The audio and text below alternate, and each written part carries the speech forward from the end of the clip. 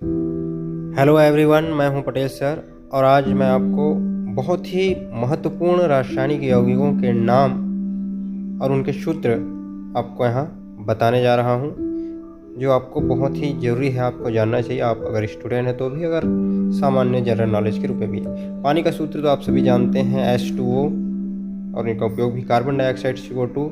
और आप शायद ये नहीं जानते होंगे कि कार्बन डाइऑक्साइड को ठंडा करके शुष्क बर्फ बनाया जाता है, जिसका तापमान -78 डिग्री सेल्सियस में पहुँच जाता है। इसको ठंडा करने के लिए इस्तेमाल करते हैं। उसी प्रकार से CO, कार्बन मोनोऑक्साइड, या औद्योगिक ईंधन के रूप में इस्तेमाल किया जाता है। कैल्शियम कार्बोनेट एक आयन होता है जो कि विभिन्न प्रकार के तत्वों के साथ मिलकर उनके कार्बोनेट बनाते हैं, जैसे calcium carbonate, magnesium, sodium carbonate, इस प्रकार से।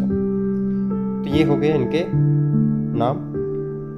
आगे हम बात करते हैं sulphur dioxide, SO2। Sulphur dioxide जो है मुख्य रूप से विभिन्न प्रकार के उद्योगों से निकलने वाले धुएं में इसकी मात्रा पाई जाती है। इसके अलावा ज्वालामुखी के फटने से भी सल्फर डाइऑक्साइड की मात्रा निकलती है। सल्फर ट्राइऑक्साइड, SO3, ये जो है सल्फ्यूरिक अम्ल के निर्माण में सहायक होते हैं। सल्फेट एक प्रकार का आयन है जो कि विभिन्न प्रकार के तत्वों के साथ संयोग करके सल्फेट का निर्माण करते हैं। जैसे कि हम बात करें copper sulphate, ferrous sulphate, FeSO4, zinc sulphate, ZnSO4, magnesium sulphate, MgSO4, ये सभी जो सल्फेट हैं हमारे दवाई के रूप में या पेड़ पौधों में उर्वरक के रूप में भी इसका इस्तेमाल काफ़ी मात्रा में किया जाता है और प्रयोगशाला में बहुत ही महत्वपूर्ण अभिकर्मक भी हैं ये। आगे हम बात करते हैं सोडियम कार्बोनेट। इसको माटी राख या धावन सोडा के नाम से जाना जाता है। सोडियम बाइकार्बोनेट हम खाने के सोडा के रूप में हम इसका ही इस्तेमाल करते हैं। कैल्शियम कार्बोनेट, यह चूना पत्थर है, CaCO3, बिना बुझा हुआ चूना, CaO, जिसमें आप घर पे पुताई करते हैं, बुझा हुआ चूना, कैल्शियम हाइड्रोक्साइड होता है। उसके बाद हम बात करते हैं बहुत ही महत्वपूर्ण अम्ल। ये 3 अम्ल ऐसे हैं जो किसी भी प्रयोगशाला में आपको मिलेंगे। इनके बिना बहुत सारे रासायनिक क्रियाएं, अभिक्रियाएं जो है असंभव है। हाइड्रोक्लोरिक अम्ल HCl, नाइट्रिक अम्ल HNO3, सल्फ्यूरिक अम्ल H2SO4। उसी प्रकार से बहुत ही प्रबल क्षार हैं sodium hydroxide, NOH, caustic potash. इनका इस्तेमाल जो है साबुन निर्माण में किया जाता है और भी बहुत सारे इनके प्रयोगशाला में विभिन्न प्रकार के क्रियाओं में इनका भरपूर मात्रा में इस्तेमाल किया जाता है। चलिए आगे हम बात करते हैं नाइट्रोजन के ऑक्साइड के। नाइट्रोजन के 5 ऑक्साइड होते हैं, बहुत महत्वपूर्ण ऑक्साइड हैं। Nitric oxide, NO, nitrogen dioxide, NO2, nitrous oxide, N2O, nitrogen trioxide, NO3, nitrogen pentoxide. Nitric oxide और नाइट्रोजन डाइऑक्साइड जो है ये पेट्रोल डीजल के जलने से बहुत मात्रा में ये उत्सर्जित होता है। साथ ही साथ जब बिजली कड़कती है, आप देखें बादल गरजना होता है, तो भी ये नेचुरल रूप से बनते हैं। नाइट्रस ऑक्साइड का इस्तेमाल लाफिंग गैस, आपने देखा होगा, टीवी में देखा होगा, फिल्मों में देखा होगा, हंसने, ऐसा कोई गैस छोड़ देते हैं जिससे लोग हंसने लग जाते हैं, तो इसका इस्तेमाल किया जाता है। डाइनाइट्रोजन ट्राइऑक्साइड, ये हमारे ओजोन परत को काफ़ी हद तक नुकसान पहुंचाता है और ये हमारे प्रयोगशाला का एक अभिकर्मक है। उसी प्रकार से डाइनाइट्रोजन पेंटाऑक्साइड भी हमारे प्रयोगशाला के अभिकर्मक के रूप में इस्तेमाल किया जाता है। बात करते हैं प्राकृतिक अम्लों के, जिसका उपयोग हम भोजन के रूप में करते आ रहे हैं। सिरिका CH3COH, इसका इस्तेमाल प्राचीन काल से हमारे पूर्वज करते आए हैं। नींबू संतरा, इसमें साइट्रिक अम्ल होता है। दूध में लैक्टिक अम्ल, चींटी जहरीले कीड़े के काटने से फार्मिक अम्ल होता है। अंगूर इमली, इसमें टार्टरिक अम्ल होता है। टमाटर में 2-3 अम्ल होते हैं, इसमें ऑक्जेलिक अम्ल होता है, इसमें मैलिक अम्ल होता है, इसमें एसिटिक अम्ल होता है। आगे बात करते हैं हम लोग हाइड्रोकार्बन्स के बारे में। दोस्तों ये हाइड्रोकार्बन है। हाइड्रोकार्बन 2 प्रकार के होते हैं। संतृप्त हाइड्रोकार्बन, जिसका एक बेसिक फार्मूला होता है CnH2n+2। उसी प्रकार से असंतृप्त हाइड्रोकार्बन भी होते हैं।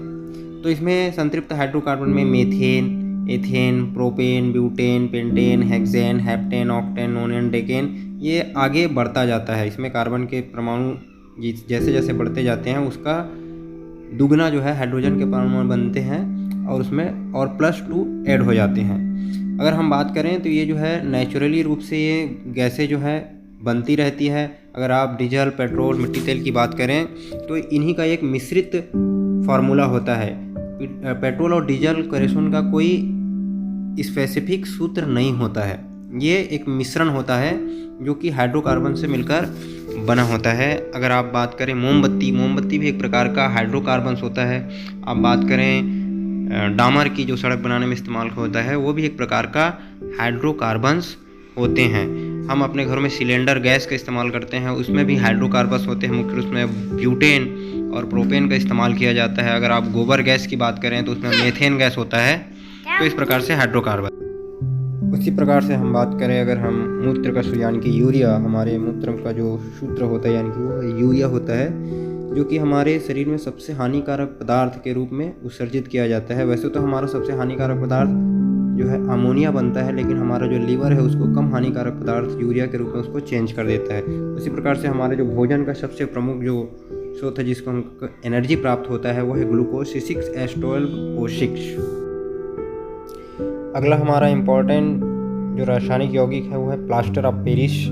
आप सब जानते हैं इसका इस्तेमाल मूर्तियाँ बनाने के लिए किया जाता है। विभिन्न प्रकार के हमारे जो घरों में जो शोकेस की जो चीज़ें होती है वो इसी से बनाया जाता है। इसका सूत्र है कैल्शियम सल्फेट हाफ हाइड्रेट। और जब कभी हमको चोट लग जाती है तो हमको जो प्लास्टर बांधा जाता है यही होता है। जिप्सम जो है हमारे सीमेंट का एक महत्वपूर्ण एक सप्लीमेंट्री के रूप में इसका इस्तेमाल किया जाता है, जो कि कैल्शियम सल्फेट, यहाँ पर जल के 2 अणु होते हैं। तो प्लास्टर ऑफ पेरिस जो है जिप्सम से ही बनाया जाता है। नेक्स्ट हमारा जो है सिंदूर SGS, इसका इस्तेमाल आप सभी जानते ही हैं। अगला हमारा जो महत्वपूर्ण यौगिक है नमक। अब सब बिना नमक के तो एक दिन हमारा नहीं गुजरता। तो सोडियम क्लोराइड नमक का इस्तेमाल हम सब करते हैं। पोटेशियम क्लोराइड KCl, इसका भी इस्तेमाल हम अपने दैनिक जीवन में एक दवाई के रूप में भी करते हैं। इसके अलावा इसका इस्तेमाल रसायन उर्वरक निर्माण में इसका इस्तेमाल किया जाता है। पोटेशियम हमारे शरीर का एक महत्वपूर्ण पोषक तत्व के रूप में भी हम इसका इस्तेमाल करते हैं।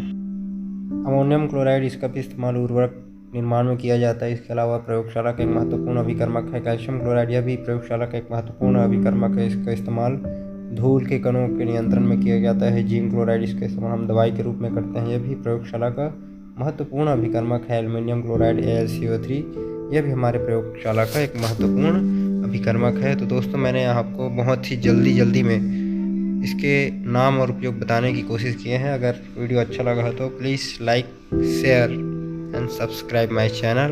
Thank you so much for watching.